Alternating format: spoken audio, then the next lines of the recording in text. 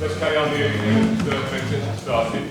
I'd like to introduce you to the proudest man in the room, Mr. Paul Masters.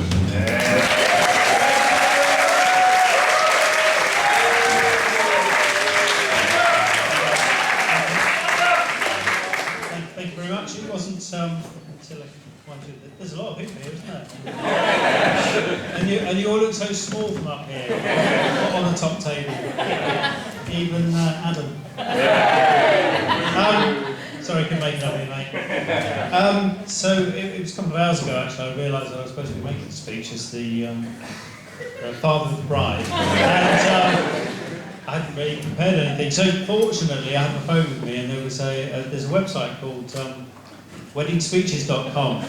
So I downloaded something, and it's actually surprisingly good. So I should try and read through it and see if you all follow what I'm saying. So, ladies and gentlemen, and fellow Super Mario characters, you know who you are. As the father of the bride, that's me, and the bride, that's Jess here in the white dress. That's for anyone who's not paying attention so far. It's my duty to open the speeches. There'll be some more later. So my one's meant to be quite short and business-like, and the full entertainment experience is meant to come from the groom, Alistair, and the best man, Adam. So, but the thing is, though, that life with Jess just gives you so much material that you just have to get it out as well. So I'll have to get in with a bit of banter as well. So bear with me, Jess. So, according to tradition, then my first duty is to thank everyone for coming today. So thank you for coming, everybody, today. I hope you all enjoy the day so far at this lovely venue and the lovely food that we've had this evening, and that you'll all have a great evening tonight. I think I've just mentioned the longest journeys to get here, who I believe is, I think Pete Wormald holds the record for that, having come from New Zealand. I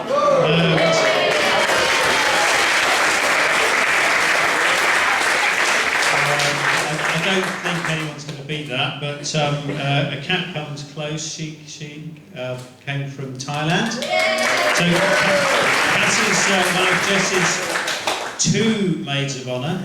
Okay, so Jess doesn't do things by half, as you probably worked out. And coincidentally, the shortest journey travel today is also Kat, who has walked about 100 yards from the lodge at the bottom of the drive here today.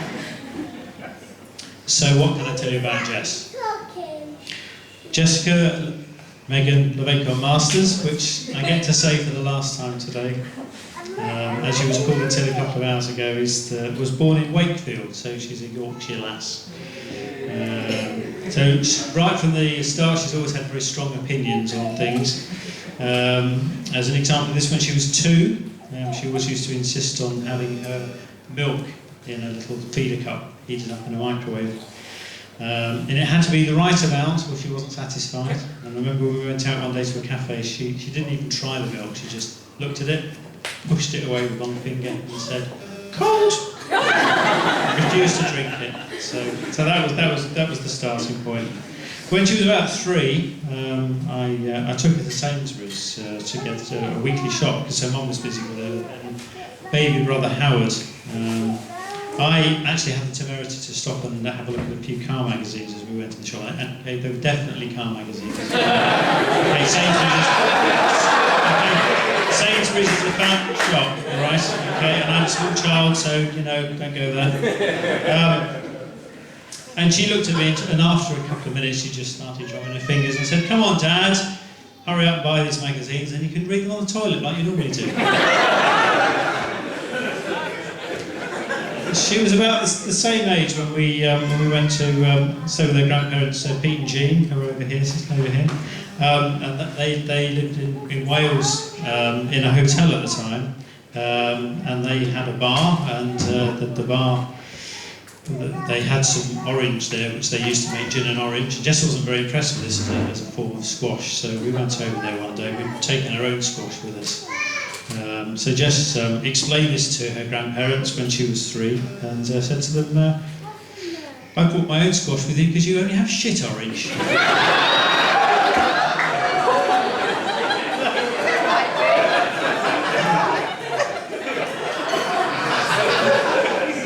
So the Crawley family, who are on a big table over here, they've always found Jess's northern accent very amusing, right from the start. And they've apparently never heard anything like it down south, where they all come from. And their favourite story, which they like to tell, is that when she was at primary school, the dinner lady who was a friend of ours said the only thing they had for pudding that day was scabby brown custard. And Jess pulled her face and said, "But I don't like custard." That's an impression from Chris, actually, doing an impression of Jess. So, the other thing about Jess is she's always absolutely loved Christmas, especially the food. She's a big foodie, aren't you, Jess? And one Christmas when she was about 7, there was a TV programme on how spoiled children were these days. And Jess looked up from this enormous smoked salmon open sandwich that she was eating and looked at me and said, "Are we spoiled, Daddy?"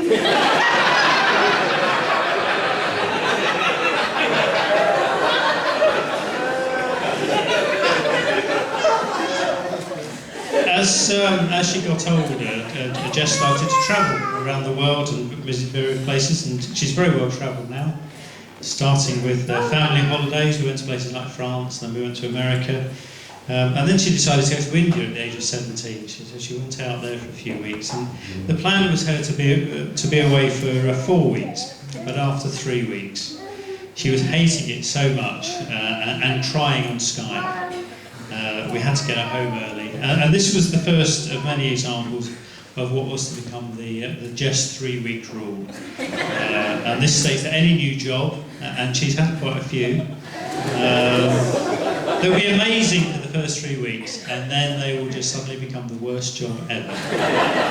And she'll start looking for another one.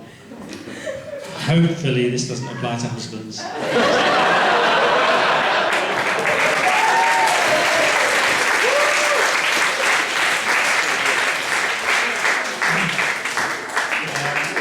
Well, the Indian experience was the first example of Jess's ability to soak up the habits and the accents of places that she's travelled to. For a good month afterwards, she had the Indian head roll going on and insisted on eating everything with her fingers. With the left hand, was it Jess? Or the right, was it? I can't remember, but you can guess what the other one was for. Luckily, we're all finished eating now. When she returned from her placement year in Australia, she picked up the most atrocious manners from the Aussies. It was just like having her own version of the Barry Humphries character, Celeste. He would swear like a trooper, farting at the drop of a hat, dinner all down the front. Actually, Jess, come to think of it, you were like that before you went. So it wasn't long after she came back from India that Jess went to Aston Union. She picked up yet another accent and started sounding like a Brummie.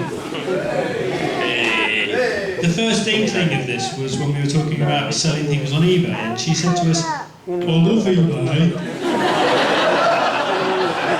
In fact, the variation, "I bloody love you," that's become a catchphrase, and spoiler alert, you may be hearing quite a lot of this in the next few hours. It just gets increasingly intoxicated. And we've always joked about how gullible Jess is, and I'll give you an example. When we were on holiday once in America, we were on the Pacific coast, and we looked out across the Pacific Ocean, and we said to Jess, "If you look on the horizon, you can just make out Sydney Opera House in the distance." And she looked at us and she said, she shook her head and said, "Well, there's no chance of that." She said, "I've got the glasses on." Maybe she got us that time. It could have been a double bluff. She's also an advertiser's dream, so their gullibility. She can't register a catchy jingle like moonpig.com or the latest one, Jess, Checkatrade. How does that one go? Checkatrade.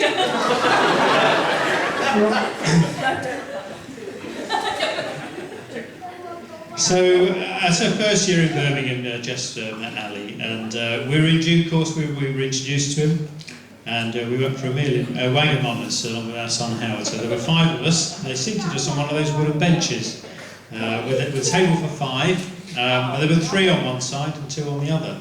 Unfortunately, the odd seat on one side just faced a wall, and that's where they put Alistair. So we sat there facing a wall, which was awkward. It was even more awkward when we realised that the wall had the more personality.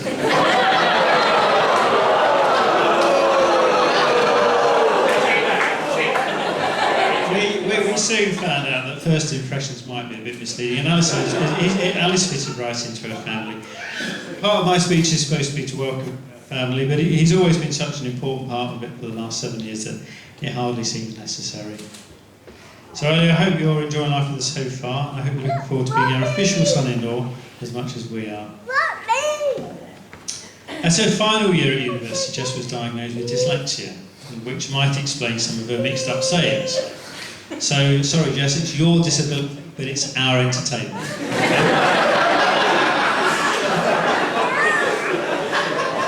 So here's a couple of them. An early one, it was calling a footprint in the snow printy paws. That's quite sweet, isn't it? And once she told us that she's only got one eye for Ali.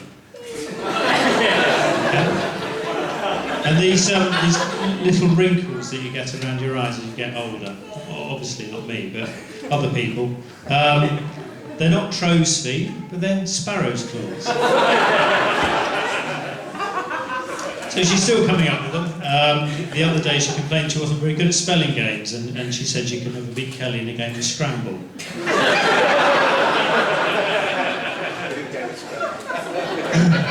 As I said, she loves Christmas and insists on all the traditions every year. One of her favourite bits is a treasure hunt. Don't laugh, Ali, you like them too?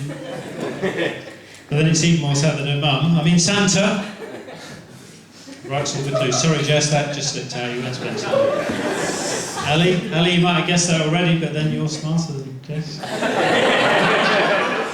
Having mentioned Jess's mum, Michelle, I have to say that she's exceeded her own legendary cake baking standards with her amazing creations that are on display today over there on the table.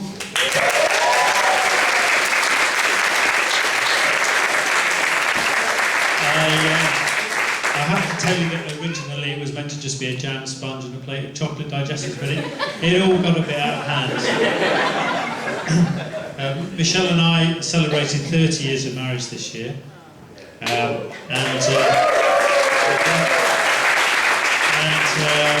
Ali's parents, Chris and Dave, here on the top table, also have been married for 34 years. So as parents, we've set a very high bar between us, not to mention Jess's grandparents, Pete and Jean, and Pam and Bert, who have both had the gold anniversaries, and Ali's granddad Les, who I met earlier, and Nanny June, who passed their diamond wedding. So,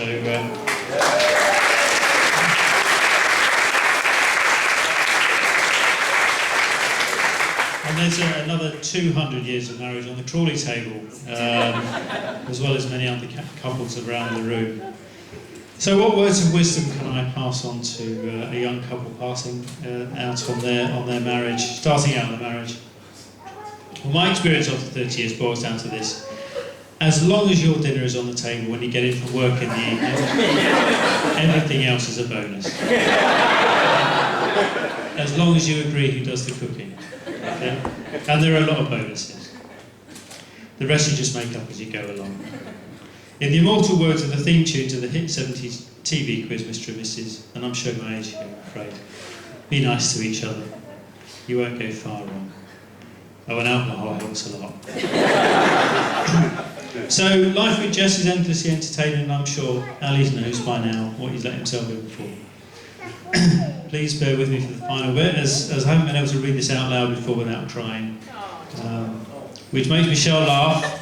Okay, so please keep a straight face. So, as a couple, they have it all. The perfect combination of looks and personality, beauty and brains. Well, that's Alistair. I'm not entirely sure what Jess brings to the party.